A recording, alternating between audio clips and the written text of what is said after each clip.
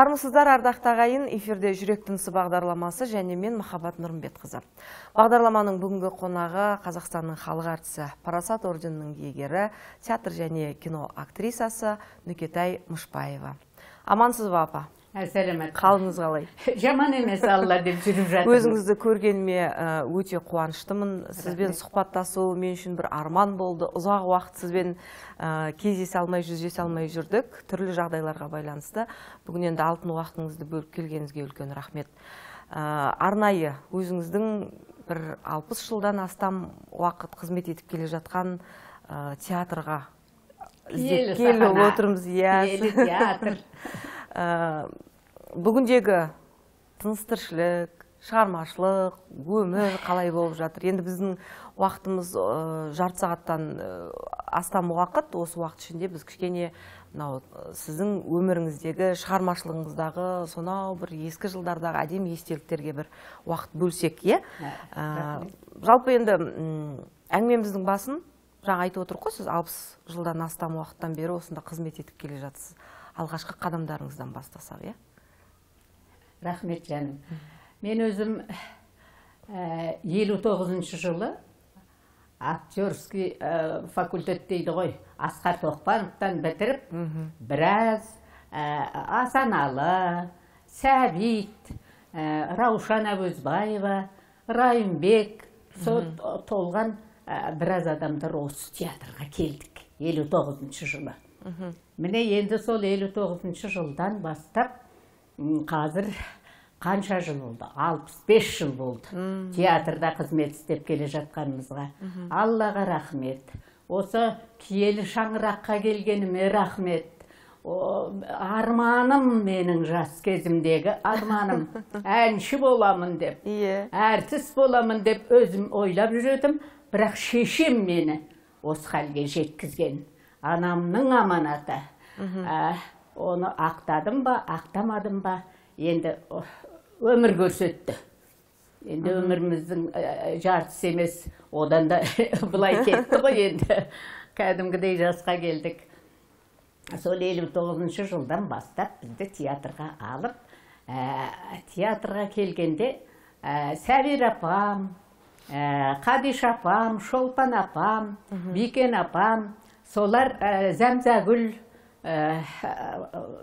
Махфуза, Байзақова деген апаларымыз, ағаларымыз осы театрды өзі құрған, оқымаса да табиғи талантымен театрды құрған. Ой, ол кезде қандай театр.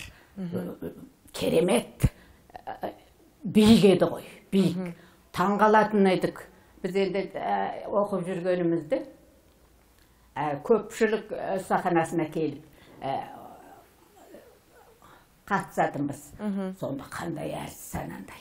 Мен анандай әрсіз болам. Мен мынандай әрсіз арман ғой енді сол. Сонымен әнші болмай мен өз театрының актрисасы болып атандым. Тәуба, шүкір Аллаға, жаман болған жоқпын, бақытымды осы қара шаңырақтың астында таптым. Қуанышымды да, достарымды да, адал достарымның барлығын осы театрда. Біздер әрине мынау ұжым деген өте керемет. Біреуіміз әкесі сияқты, біреуіміз шешесі сияқты, біреуіміз қызы сияқты, біреуіміз махаббат сияқты сөйтіп өмір сүрдік. Сәбира Майқанова дейтін апамыз болды, оны барлық Қазақстан біледі. Керемет актриса болатын. Сол бір аулада тұрдық біз. Сәбира апаммен. Сәбира апам. Көрші болдыңыздар ғой? Бана бұрын Ленина Калинина болатығын, енді қазір Қабанбай Батырмен Достық көшесі ғой. Онда Фарида Шарипова, күйеуімен ыдырыс. Онда Асаналы, Майрасымен. Сол барлық осы театр берді бізге. Театр. Тіпті ақша да төлеген жоқпыз. Ол кезде тамаша еді ғой. Өнер деп сол бізге берді. Сонда бәріміз бірге тұрамыз. Енді Сәбир апам ылғи менімен бірге, мен Сәбир апаммен бірге не келіні, не қызы болып ойнайын. Ылғи. Келе сап, енді олар кішкене үлкейіңкіреп қалды, сонда да апамдар қызды ойнайтын, қырықтан асқан кезде Шолпан апамдар қызды ойнайтын. Бірақ біз келгенде, біз топ келгенде осы бере бастады. Мен ең бірінші сол Әзірбайжан Мамбетов біз бітірген біздер үшін Беу қыздар-ай дейтін спектакльді алды. Ой, Беу қыздар-ай деген ол маған таныс. Себебі жас кезімде шешем сиыр фермада жұмыс істеген. Ол сауыншылардың барлығы маған таныс. Қалай жүретін, қалай тұратын, кімге қалай ұрсатын, сол Айсұлу деген көрбөсін дейсіз ғой. Рөлді мен сомдадым. Ол табиғи өзімнің көзіммен көрген нем. Жаңа айттым ғой, кім Сәбир апам бәріміз бірге тұратынбыз. Ана жер, ана спектакльде екеуміз бірге ойнаймыз. Ол кісі менің енемді ойнайды, Толғанайды, мен Алиманды ойнаймын. 3 ұл, бір күйеуін 4 адамды соғысқа бір күнді алып кетті.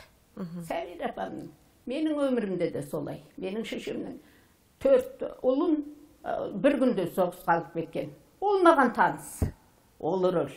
Ағұдай деп кірістім Алиман рөліне. Күйеуім жаңадан Жантөрин мен Ашимов ойнады. Ал апам, енді Алиманды ойнадым. Менімше өзімше жаман болған жоқ деп ойладым өзімше. Сәбир апам екеуміз, ой, керемет қой Сәбир апамның. Солардан үйрендік қой біз. Екінші мектебіміз сол апаммен, апайлармен ағаларымыз. Соларға қарап отырамыз, қалай сөз саптайды, қалай жүреді, қалай тұрады. Мынау трагедия болса қалай ойнайды, комедия болса қалай ойнайды, драма болса қалай ойнайды. Мынау сөздері, анау апамлар мен ағалардың, Серік ағаның сөзі деп сөйлеседі, анау балконға шейін жететін, мысалы. Себебі мына іште туа біткен таланттар олар. Сәбир апам екеуміз ойнаймыз. Кім аға, Ыдырыс ағаның машинесі бар. Енді ол Ыдырыс аға Сәбир апамның күйеуін ойнайды. Мен оның үшеуміз енді сол спектакльде қатысамыз. Сәбир апамыз маған телефон шалады. Нүкөш, шық далаға. Ыдырыс машинесін сүртіп атыр. Деп сөйтеді. Жалма-жан мен екінші. Бірге жетіп алайық деп па? Бірге жетіп алайық деп па? Жетіп аламыз міне. Неге бірге ойнаймыз, және ана жеренада үшеумізді ойнаймыз ғой. Сосын соның машинесімен ақша төлеп таксиді қайтеміз біз оны. Сәбир апам, шық. Шыға саламыз, ол бірінші неде подъезде тұрады, мен екіншіде. Жалмаңдап шыға келеміз екемізде. Аға машинесін тазартып жатады осы. Сосын Сәбир апам, ой, қандай керемет. Бекең машинесін қандай тамаша ұстайды. Тіпті бір жерінде де қара даг жоқ қой, дейді. Ол кісін демейді, түк. Енді біз мінуіміз керек қой. Оған жалынуымыз, жалпаңдауымыз керек қой. Сосын Сәбир апам, ой, шіркін, Ыдырыстай адам жоқ қой, Ыдырыстай адам жоқ. Бой деген сарықтай. Әріс деген осындай болу керек. Түл деген бандай деп мақтай бастады. Бір қарайды үндемейді. Соның бір уақытта ашады машинесін, отыр дегендей сөз жоқ. Екеуміз жалма-жан отырып аламыз, келеміз театрға. Сонда Ыдырыс аға бір сөз, өмірде тек онша көп лапылдап сөйлеу дегенді білмейді. Мен айтам, Фаридаға ойпырмай, ішің пыспай ме сенің үйде? Тек қалай сөйлетем ғой өзім деп сөйтеді. Фарида деген қандай алтын. Ой, керемет актриса, Фаридадай актриса жоқ. Бірге тұрдық. Сөйтіп келетін біз. Апам ана жеренан ойнайды. Керемет. Жалғыз осы біздің Алматы емес, барлық Қазақстанның жеріне бардық қой. Сонда да керемет. Сол кездегі актриса, актерларды осы ұмытпауымыз керек. Ұмытпаймын да. Нүкетай апа, сіз енді мынау өзіңіздің қазір айтып отырған әңгімеңізден алдыңыздағы аға буын әріптестеріңізге деген сағынышыңыз, ол кісілерге деген махаббатыңыз әрбір сөзіңізден сезіліп тұр. Бұл әрине сіздердің осы театрда жүріп, театр қабырғасында жүріп, бір апалы сіңілі, бауыр болып кеткендеріңіз сезуге болады. Бүгінгі өздеріңізден кейінгі мынау ізбасарларыңыздың арасында осындай бір-біріне деген махаббат бар ма? Енді мен қазіргі жастарды онша біле бермеймін. Көп, өте көп. Енді жастар өнерге келген адам өте батыр болу керек. Батыл болу керек. Себебі ол халықтың алдына шығады сахнада. Бүткіл көрермен көру керек оны. Шын ойнап жүр ма? Өтірік ойнай ма? Ол түбінде бір өнерлік қасиеті бар ма жүрегінде? Соны біліп отырады көрермен. Сондықтан да мен енді бұрынғы бізден кейінгі Торғын Тасыбекова бір жылды кейін түсті. Кейін келді бізден. Сәлиқа Қожақова, Шамша Гүлдер, Баян Имашева, міне сондай сіңілдерім бар менің.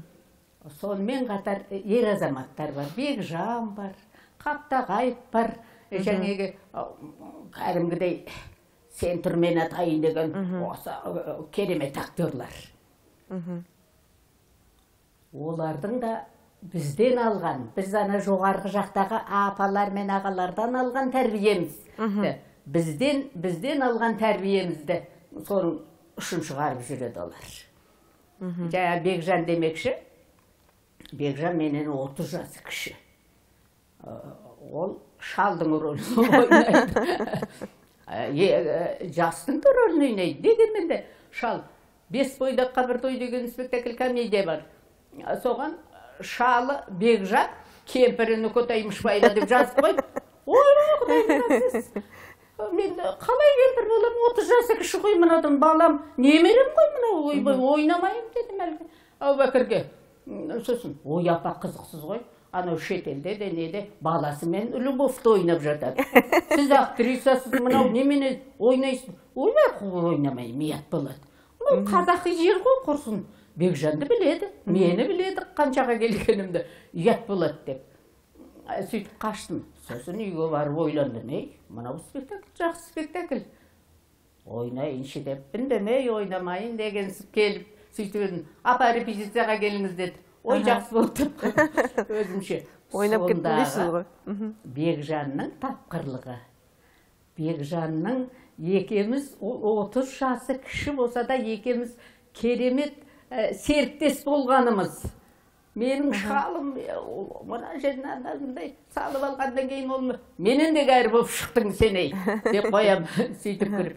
Міне сондай бір театрда өзіміздің көңілімізді көтеретін дүниелер көп. Нүкетай апа, енді қазір сіздің әрбір мынау сөйлеп, барлық басыңыздан өткен дүниелерді айтқанның өзінде менің жүзіме күлкі үйіріліп отыр.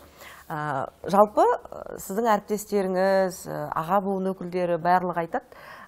Нүкетай апа өмірде өте ашық, жарқын, жан-жағын күлдіріп, қуанышқа бөлеп жүреді деп. Содан бекен сіздің алғашқы уақытта осы театр режиссерлары сізге тек комедия жанрындағы спектакль беріп жүрген екен, е? Иә. Ой, сөйтіп мен ыржыңдап күліп, әркімге айналайын, бүйтіп оқуды бітіргеннің өзінде сонда жүргенде сөйтуші едім мен. Анамның өзі сондай еді, әнші еді. Анам сол жерде той бастап, қазіргі тамада сияқты. Шалипа деген бір керемет анам, алтыным, анасын кім жек көрсін. Соның тәрбиесі ғой. Қарағым, сен қабағыңды шытып жүрме. Қабағың ашық болу керек. Біреуде жоқ болса соған қолыңды жұмба, ашып жүр, бер. Соған деп сол тәрбие. Үлкен адамның тәрбиесі. Мен сөйтіп күліп, үйтіп, елді күлдіріп сөйтіп жүргенге Әзербайжан Мәмбетов ойлағын ғой, мына ұржыңдап жүр. Ол трагедияны немене ойнай алмайды.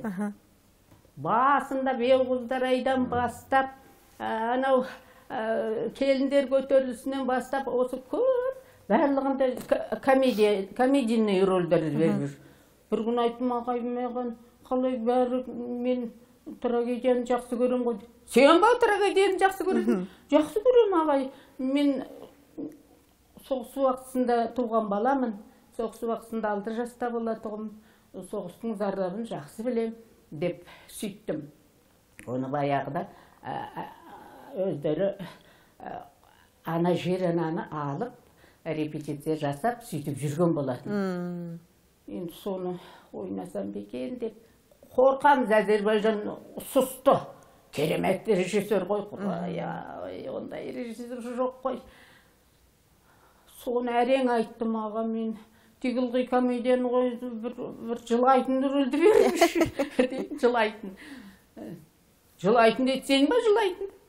Күліп, сосын жарайды, Алланы, Әлиманды. Жаттадағы шық, деді. Ол Әлиман маған не ма? Ол өзімнің көзіммен көрген дүнием. 4 ағайымды бірдей алып кеткенде шешемнің зарлап жылағаны. Жеңгемнің 1 ай күйеуі тұрмысқа шыққанда соны алып кеткені соғыстың. Тура мына ана жер ана сияқты. Оқиғаның барлығы. Ол маған танысық емес, ол маған таныстың танысы. Анау күйеуін кімге тастап кеттің, мені кімге тастадың деп зар жылап шашын жайып жылағаны Әлиманның, әппемнің көз алдымда. Шешемнің қандай жылағанын әлі күнге шейін менің көз алдымда. Мен қазір 80-нен астым, Құдайға шүкір. Әлі күнге шейін соны ойласам жылаймын. Соны берді. Қиын болған жоқ па оны ойнау?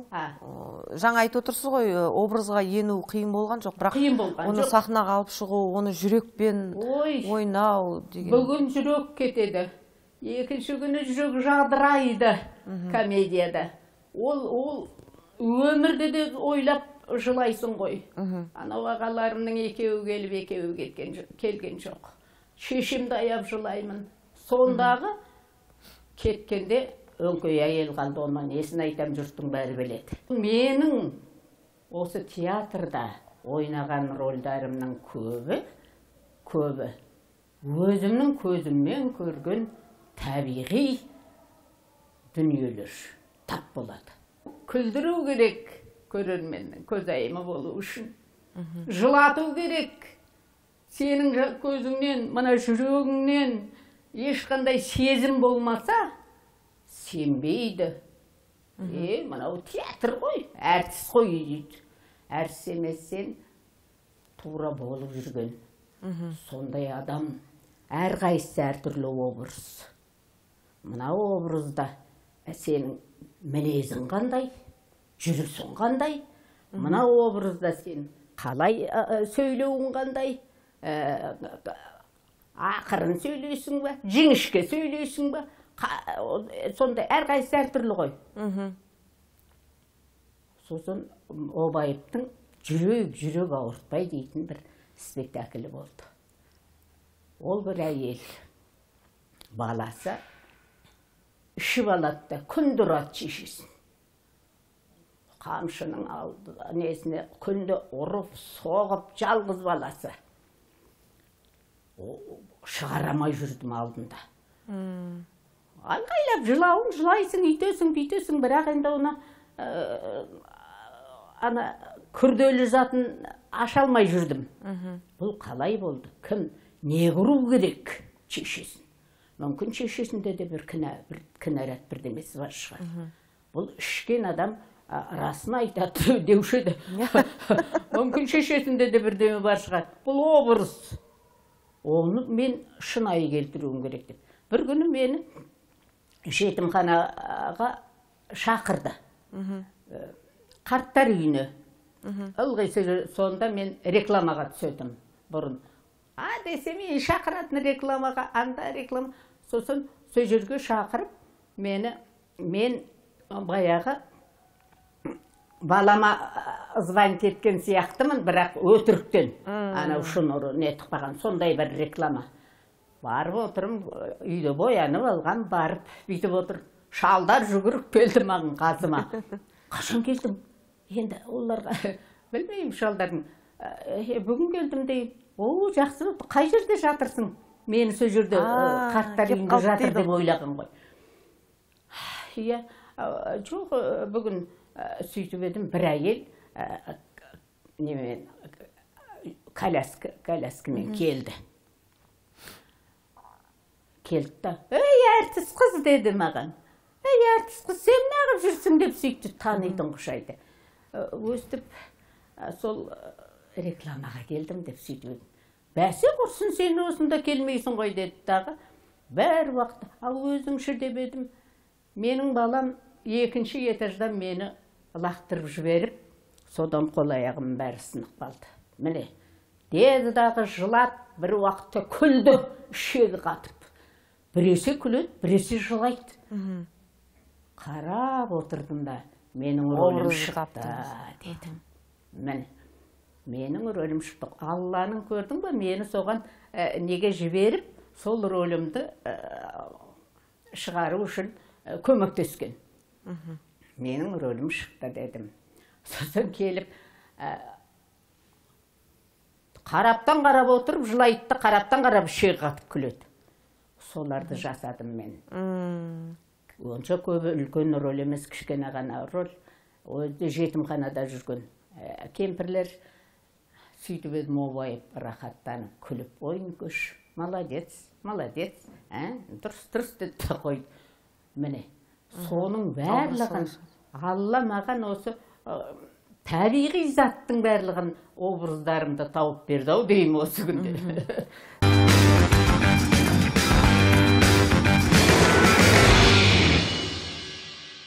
Нүкетай апай, енді өзіңіз жаңа айтып отырсыз ғой, бұл театр қабырғасында, бұл театр сахнасында жүргеніме 65 жыл болды деп. Осы жылдар ішінде келген әрбір көрерменнің қошеметіне бөленіп жүрсіз. Өзіңіздің жаныңызға, жүрегіңізге жақын рөлдерді сомдап жүрсіз, жаңа образдардың қалай шығатынын айтып отырсыз. Асқар Тоқпанов сіздің ұстазыңыз ретінде бағыңызды ашты. Әзірбайжан Мамбетов режиссер ретінде сіздің бағыңызды ашты. Енді өзіңіз 65 жылдан бері қызмет етіп келе жатқан театр 21 жылы бұйыртса 13 қаңтарда 95-ке келеді екен, 95 жыл болады екен театрдың қабырғасы қаланып осы халыққа қызмет етіп келе жатқанына. Сонымен қатар енді жақсы бір осы сіздердің ұжым үшін, осы театр әртістері үшін тағы бір керемет жаңалық. Биыл ұлттық мәртебе алып отыр театр. Айтпа, көптен күткен арман, ол жалғыз біз емес, жоғарғы жаңағы Сәбир апамдар бастаған серке қожам клубтар ойлаған дүниелер міне енді болды. Оған өте қуаныштымыз. Әсіресе жастарға. Мен ойлаймын, сол Қасым Жомарт Тоқаев жомарттығын жасап, әріне керемет нәрселер жасап атыр ғой. Және мынандай жағдайда, халқымыздың қиын жағдайында бәріне көмектесіп, бәріне осы сөйтіп армандаған дүниенің бәрін шығарып жатыр. Оның үстіне өзіміздің министріміз Ақтоқты Райымқұловаға мен сондай рахметімді айтамын. Өте бір жақсы адам. Өнерді жақсы білетін адам. Сондай адамдар міне жастарды өсіреді, жастардың қадірін біледі. Өнердің қадірін білген адам өлмейді, ұзақ жасайды. Менің ұстанымым сол. Себебі Қабиб апамдар, тағы Айша дейтін апамдар 102-103-ке кеп қайтыс болды ғой. Сонда олардың миларының жұмыс дейтінін көрсең масқара. Қабиб апам Мағжанның бір кітабын түгел жатқа біледі.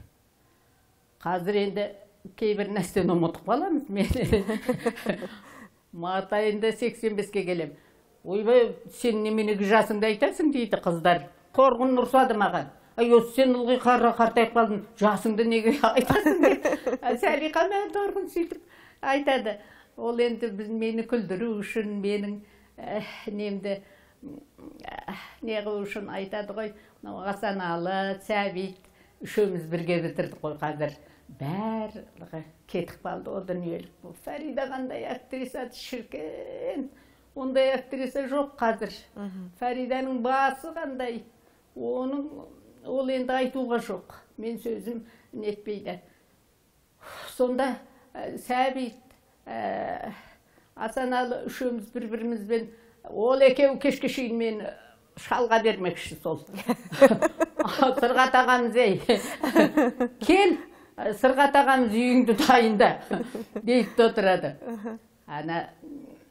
Сіздер қатар оқығансыздар, үшеуіңіз? Үшеуміз бірдейміз. Асекең кішкене... Асқар Тоқпановтың шәкіртіміз. Ой, ол біз қатырып оқытты ғой. Осы бұлай ана балалар жөнді ойнамай, жөнді не қылмайса, ол дегенің ұратын балалар да өлі. Сен әс болмайсың, сен бәлем болмайсың дейді. Сөйтіп шынығып өстік біз. Сөйтіп Сәбит айналайын, Сәбит Асекең үшеуміз кездесе қап неше түрлін айтып күлетініміз бар. Тәуба, шүкір Аллаға. Міне енді еңбек етсең ерінбей, тояды қарның тіленбей деп абай ағамыз айтқандай, атамыз айтқандай, еңбектің арқасы барлығы. Апа, енді қазақта бір сөз бар ғой, сырлы аяқтың сыры кетсе де сыны кетпейді дейді. Жаңа өзіңіз қартайып қалдым деп айтпа деп айтады деп жатсыз. Енді сізге 85 жас берудің өзі жаңа қиын. Бір қазақта тағы бір сөз бар, әдемі қартаю деген.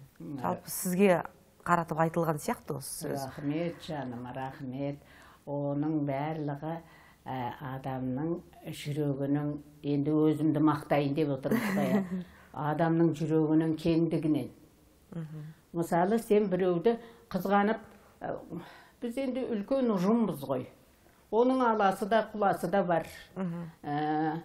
Мысалы, екі құрамда ойнасақ, біреуі алдына шығып кетсе, сол неге бүйтті, өзін қамшылаудың орнына қызғаныш, өліп талып, мен неге бүйтпедім, мен керемет актриса еміз актер едім ғой, мен неге олай едім дейтін болса, ол тез қартаяды. Менің өзім айтады, жүректен ғой барлығы. Ал енді мен ондайға жоқпын. Қайта Фарида екеуміз Ханменде де бір ойнадық. Фарида актриса. Оның алдына шығуға болмайды. Мен ылғи өзімді кем санайтын емеспін. Тура өзімді білемін енді. Қандай дәрежедемін білем. Ал мен кереметпін деп айта алмаймын. Себебі көрерменім айтуы мүмкін. Бір жерде. Бағаны халық беру керек дейсіз ғой? Халық беру керек кейде. Ана жерден көріп едім, тәп-тәуір екен деп айтса да соған да рахмет дейсің. Сондықтан іштарлық, қызғаншылық. Бәлен алмай қалдым ау. Мен шығаруым жоқ. Құдай біледі, өзімді мақтап жатырмын енді. Дұрыс емес те шығар. Мен осы театрдың директорлеріне барып, рөл сұрап көрген жоқпын. Ақшаны, оны не қылам, тәрбием солай еді. Қолыңды сен жайма ешкімге. Одан да сен еңбек ет деп тәрбиеледі. Сондықтан да болар білмеймін, әйтеуір өмірі осы жасқа келгелі бері мен әлгі салонға бармаппын. Сол күтім туралы сұрайын деп едім. Сол әлгі сұлулық салоны деп жатады ғой, оған бармаппын. Жас кезде қол тимеді ғой, ақшамыз жоқ. Айран жағып, айран жаға сал. Кейде бір айран жаға салатыны бар. Онда да қазір мына жағдайға байланысты айран түгіл бетті де жумайтын болдық. Бір үрей болды. Мен айтам, Құдай ау, Алла осыдан құтылып, Аман есен. Мына жаңа жылымызда ойлайын, ескі жылда есірке, жаңа жылда жарылқа дейді біздің қазақ.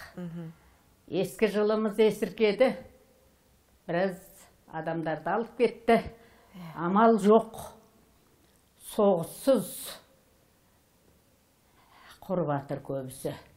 Ол өзімізден, баяғыда Асқар Тоқпан күнде бір сөйлесе, күнде бір нәрсесін айтатын. Сонда ағайны кеш айтып едіңіз, алдыңғыны айтып едіңіз ғой деп айтамыз десек. Ақпа құлақтар, мына құлақтан айтсаң, мына құлақтан шығып кетеді. Сендерге кешке шейін айту керек. Сол сияқты бізге ылғи перде тағыңдар, өздерің сақ болыңдар дейді. Оны істеп атқан көп адам жоқ қой. Сондықтан да қиыншылық болды кішкене. Алла жаңа жылда бізге жарық дүние берсін, деніміз сау болсын, қазақ елі емес, әлем халықтарына. Соны тілеймін. Жаңа жылдарың құтты болсын, жарығым. Сол. Рахмет. Нүкетай апа, жаңа сіз әңгіменің басында өнерге қалай келгеніңіз туралы айттыңыз.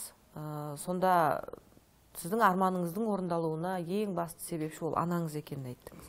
Енді ол уақыт соғыс жылдары, соғыстан кейінгі жылдар, көп ата-ана балаларын өнерге баруға қарсы болады ғой, қазірдің өзінде ондай дүниелер бар. Соған қарамастан сіздің анаңыз сіздің әртіс болғаныңызды, халықтың алдында еркелеп жүргеніңізді қалаған екен. Анамның аманатын орындадым ба, орындамадым ба деп те айтып отырсыз. Орындағаныңыз, осы дәрежеге жетуіңіз, халықтың, елдің құрметіне бөленіп отырғаныңыз, қаншама рөлдер сомдадыңыз. Сізді жалпы қалың көрермен, осы менің бала күнімде менің ата-әжем, ата-анам бәрі қарап отыратын, жаңа Қымызхана деген телевизиялық бағдарлама болатын. Сонда теңге тайды ғой, соны сомдау арқылы танды ғой. Енді бүгінде осы биікке шыққан, осы дәрежедегі актриса, тұлға ретінде өзіңізден кейінгі ізіңізді басып келе жатқан балаларыңызға қандай тілек айтасыз? Қалай өмір сүру керек? Қалай жалпы халыққа қызмет ету керек? Біз енді мынау Қымызхана деп қалдың ғой жарығым. Сол Қымызхана деген неше сериясын өткіздік. Ең бірінші 5-6 қыздарды апарып, ол кезде қызбыз ғой біз өзіміз кішкене. Келіншек ұмытып қалдым өзі. Ана алдымен кастингі дейді, содан өткізді, сүйсе мен байқұсты алыпты. Ойбай құдай деп, сосын ол жерге де өлең айтатын, назды, өзінше сондай адам керек екен. Қымызды жақсы сапырып отырып, ана шіркін-ай, ана қымызынан ішсем ай дейтін сөзге келтіру үшін сондай болу керек деп мені алыпты. Сол Қымызхана сондай мені жақсы дәрежеге жеткізді. Театрым театр ғой. Сол телевизорде көп жасадық қой, бағдарламада қатыстық. Сонда бір қызығын айтайын. Сәбит Қымызхананың бастығы. Мен теңге жинап, қымыз беріп, сөйтетін қазір шәлге. Қазір официант деп айтасыз ғой. Даяшы. Даяшы. Бір 3-4 жігіт келіп тұр мына жерде. Біз репетиция жасап жатырмыз енді. Дайындық ретінде, күндіз. Режиссер, ойбай, сіз неменеге кірдіңіздер? Ана жерден қалай кіргіздіңіздер? Бір жердің бастығыма немене біраз адамдар. Теңгетайды көрейік деп едік өмірді депті. Ойбай, нетіп жүрмін, ойбай, мынау деп. Адам өзін білмейді ғой, кімсің, неменесің, мен өзімді ылғи төмен санап жүрем, соным жаман. Теңгетайды көрейік деп едік, соның қымызынан ішейік деп едік дейді бір суырып бір ішіндегі жігіті. Міне Теңгетай, мынандай не киіп алғанбыз, дайындық қой. Соны әлгілерге қымыз беріп, режиссер, рахмет, осы бағдарламаны көресіздер деп сөйтіп жібергені бар. Сонда ойбай, мыналарды қап. сол ненің көрерменнің көзайымын айланды қымызхан. Онда ешкім көп бағдарлама жоқ қой. Бір мені ылғи қазірдің өзінде базарға барып үйтіп, мынау қанша деп сөйлей бастасын. Ойбай, сіз теңгетайды ойнаған жоқсыз ба дейді. Жоқ айналайын, мен сіңілім ғой, ол ойнаған деп қоям. Себебі қалай болса солай жүресің ғой. Ол кәдімгідей мені көтерді. Мана көп келе бермейді ғой адамдар театрға. Мысалы ауылдағылар, Оралдағы әйелдер, ойбай қарт ойнайды екен олар, Оралға барсақ. Қартамызды тастап, сиырымызды саумай, соны көреміз дейді. Сол сияқты Аллаға шүкір. Өнерге менің енді шешем ғой, осы өнерге алып келген. Сонда әйелдер айтады ғой, кемпірлер, ой Құдай ұрғыр, сен ана қызыңды медицинский или болмаса бірдемеге жібермейсің бе? Әрсіз деген жүреді шашаңдап далада. Әрсіздің қолы тимейді. Далада жүру үшін, шошаңдау үшін. Ол күндіз түні осы театрдың ішінде. Олар қайдан білсін? Әртіс, әртіспісің дегендей ғой. Сосын айтатын шешем, сендер немді білесің. Әртістің жүрегі дархан, өзінің әртіс деген бір рахат. Қызым әртіске барады деп, осы қоймай сол шешемнің айтуымен. Өзінде де бірдеме бар ғой енді. Өлең айтатым өзімше. Роза Бағланованың әндерінің бәрін сол одан асқан әнші болам деп келген ғой театрға. Ой, міне енді үлкейгенде бәрі сонда есіңе түседі жаным. Мен енді балаларға не деймін, жастарға? Санасы бар жастар. Саналы жастар өзін өзі қамтиды. Санасыз қазір көп жастар, санасыз. Дүниенің парқын білмейтін. Мысалы бір кішкентай үйде де мысалы, анау-мынаны лақтыра салатын. Ешқандай дүниенің парқын, дүниенің несін білмейді ғой көбісі. Сонда ішің ашиды. Шіркін-ай айтып жатамыз жаңа Асқардың Ақпақұлаққа айтсам ағып кетеді дегендей. Оған қалай айтып атасың? Мысалы, біздің жастар жаман емес. Көңіліңіз толады? Көңілім толады. Мен енді күнде келіп театрын көріп жатқан жоқпыз. Біз бұрын, әкем ол заман бөлек болды ғой. Театрға келіп апаларымыздың спектаклін көріп, қалай сөйлейді екен, қалай бүйтеді екен, күнде келіп, соны өзіміз ойнамасақ та сөйтетінбіз. Қазір заман бөлек. Обай тұстардың да уақыты жоқ. Ол кезде театрға келеміз, сағат 10-да бірлерде шығамыз, бір жарымдарда теледидарға барамыз, радиоға барамыз, кешке жуық қайтадан театрға келеміз, содан кейін неге барамыз? Дубляжға барамыз. Одан тиын тебен береді кішкене. Ол өмірі театрдың ақшасы нашар болды ғой. Енді мен кеше не алғанда, статус алғанда қуандым. Балалардың ең болмаса несі өсетін болды деп. Сол күндіз жоқпыз үйге. Үйге барсақ, жігітіміз, енеміз жанымызды шығаратыны. Сондағы бір кішкентай тиын үшін жүгіреміз. Уақытымыз жоқ біреумен кетіп қалуға, бір нетуге. Солай болдық.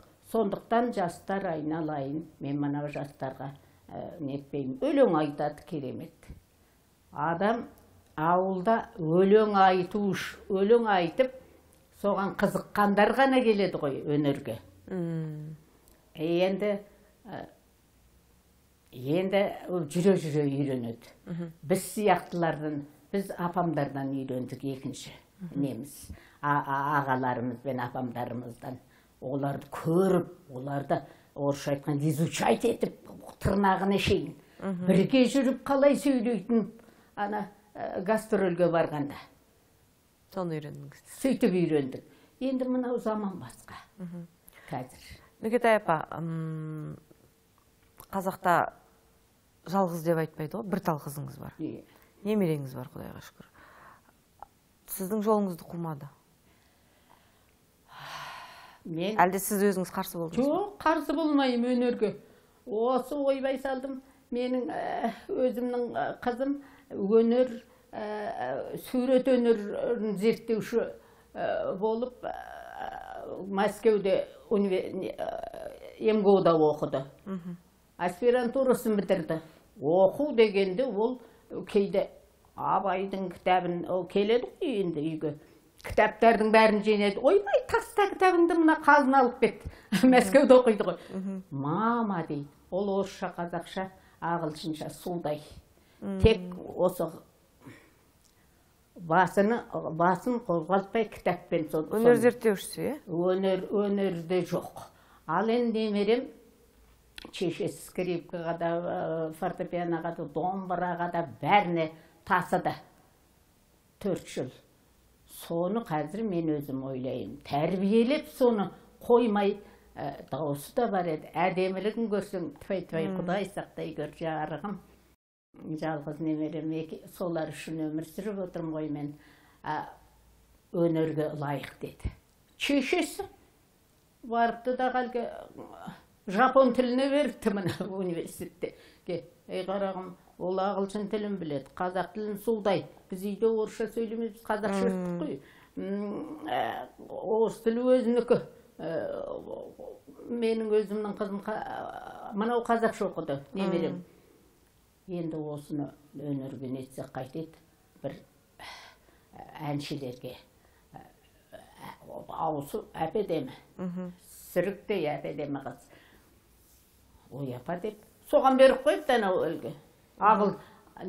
Жапон тіліне, айналайын жапон тіліне қылады десем. Мама, тіл білген жақсы қой деп, соған беріпті. Алла енді алдынан жарылқасын дедім, жарайды. Соған кейде өзім жаты, ойланам. Өнердің баласы еді ол. Деп ойлайын. Енді Алланың жазуы. Бір жақсы педагог шығар. Өз саласының керемет маманы болсын енді. Өз маманы. Солар үшін туған туысқандарым бар. Тәуба, халім жаман емес. Театрда қазір ойнап жүрменен мынандай жағдай болғасын. Ойбай-ау, кемпірлер, ойбай-ау, бәлен жасқа келгенше ыржыңдап немене ойлайсың дейді, ойнайсың дейді. Әй, сен көрсің, бір өнерге қабырғасына бір кіріп алсаң бітті. Ол наркоман сияқты. Шыға алмайсың сен десін, дегенмен енді осы жасыңда қалай сөзін білесің дейді. Сенің да, мен айтам, әй, сендердің жас нелеріңді, аттарыңды білмеуім мүмкін, роліңді білем сөзін, бір сөзін ұмытпаймын. Десем, ой, Құдай ай дейді. Жақсы, Нүкет апа, мынау алтын уақытыңызды бөліп келгеніңізге үлкен рахмет. Елдегі болып жатқан жағдайға қарамастан сұхбат беруге келіскеніңізге рахмет. Келер жылы 85 жас. Жақсылықта жетейік сол күнге.